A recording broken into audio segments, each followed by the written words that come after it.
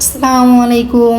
কেমন আছেন সবাই? আশা করি সবাই ভালো আছেন। আলহামদুলিল্লাহ আমিও ভালো আছি। কয়দিন আগে যে বাড়ি থেকে একটা কাঁঠাল আনছিলাম সেইটা তো পাকে না অবশেষে পাকছে। আমি সকালে বসছি ভাঙার জন্য যে খাইয়ে দেখি কেমন। কাঁঠালটা পাকার পরে ঘরে ঘেরানে ম করতেছে। তা আমি বসলাম সকালে ভাঙে খাওয়ার জন্য। একদম বাজে কাঁঠাল, শক্ত।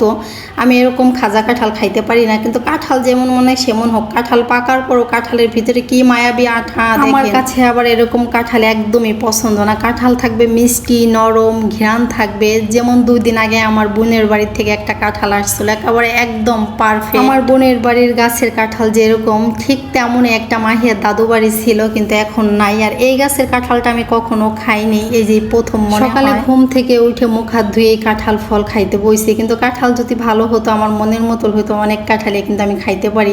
আমি যে কাঁঠাল খাই না তা না, কিন্তু কাঁঠাল তো খাইতে পারলাম না। তারপর একটা আম ছুলে নিছি, আমটা খাইতেছি। এখন আমটার কালার যেরকম দেখতে সুন্দর, খাইতেও কিন্তু অনেক মিষ্টি ছিল। কথায় আছে না, দুধের স্বাদ ঘোলে মিটাইলাম। এখন সকালে আম কাঁঠাল খাওয়ার পরে এখন রান্না করার প্রস্তুতি নিতেছি। আজকে রান্না করব হচ্ছে কাচ্চি মাছ। বাসায় একটা ধুন্দুল ছিল, তো ধুন্দুলটা একটু মোটা করেই কাটছি। আর আলুতে এর থেকে আমি চিকন কাটতে পারি না, যেভাবে পারছি সেইভাবেই কাটাকাটি শেষ করে চলে আসছি রান্নাঘরে রান্না করতে। এই তো ফ্রিজ থেকে কাচ্চি মাছ বের করে ভিজাই রাখছি। অনেক দিন হলো ডিম ভাইজা খাই না, ডিম সেদ্ধ খাই। তাই আজকে ভাবলাম একটা ডিম ভাজবো, পেঁয়াজ মরিচ দিয়ে সেটাও গুলাই নিছি। পুঁই শাক ভাজি করবো, পুঁই শাকটাও ফ্রিজ থেকে বের করে নিছি। গতকালকেও কিন্তু আমাদের বাসায় পুঁই শাক ভাজি করা হয়েছিল, কিন্তু পুঁই শাকটা দেখা যায় কি 2-3 দিনের বেশি ফ্রিজে রাইখে দিলে পরে ওই শাকটার স্বাদ পাওয়া যায় না। এজন্য ভাবলাম আজকেও ভাজি করি। আজকে রান্না করবো কাচ্চি মাছ, পুঁই শাক ভাজি আর ডিম ভাজা। গতকালকে ছোলা সেদ্ধ করে রাখছি, ভুনা হয় নাই, তা ভাবলাম আজকে সেই ছোলাটাও ভুনে নিব। ফ্রিজ থেকে বের করে নিছি। আর এদিকে ভাতটা হয়ে গেছে, ভাতটা গর্দানি। আমি সবসময় যেই কড়াইটায় রান্না করি সেই কড়াইটার 2 পাশে যে ধরারই আছে না, ওইটা বুড়ো মানুষের দাঁতের মতো নড়তেছে। তা আমি একটা টেস্টার নিয়ে আসছি, এখন টাইট দিয়ে দিব, তাহলে বুড়ো মানুষের দাঁতের মতো আর নড়বে না। কয়দিন ধরে শুধু ভাবতেছি টাইট দেবো, টাইট আর দেওয়া হয় না। তা আজকে মনে করে টেস্টারটা নিয়েই আসছি, টাইট দিয়ে দেই, তাহলে আর বুড়ো মানুষের দাঁতের মতো লড়বে না। দেখে অনেকটাই লুজ হয়ে গেছে, আর এখন অনেকটাই টাইট হয়ে গেছে। একটা টাইট দেওয়ার পরে আর একটা দেখতেছি, দেখি ওইটার খবর কি, দেখি না ওইটা অনেক টাইট আছে।